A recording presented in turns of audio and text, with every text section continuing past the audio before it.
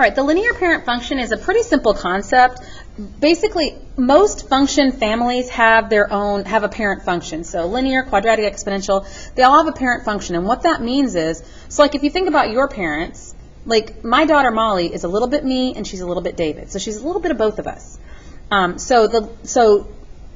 They took the base, which was us, and modified it a little bit, okay?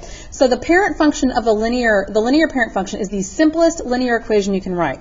And that simplest linear equation is y equals x, okay? Because what that means is, if I write that with slope and y-intercept included, it's y equals 0x plus, oh, that's wrong. I'm sorry, pretend I didn't write that.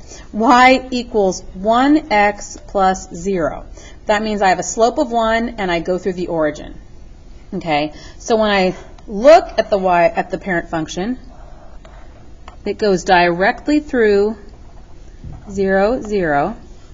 It has a slope of 1. That means we have we rise 1, run 1, rise 1, run 1. Okay.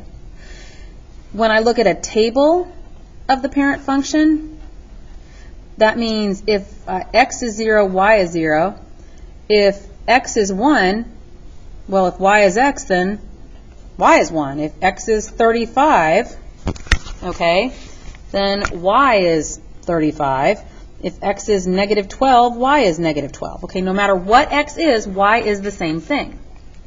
All right? And this is the function that we base everything off of.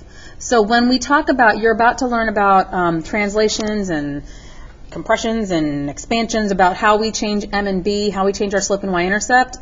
This is where we're changing it from.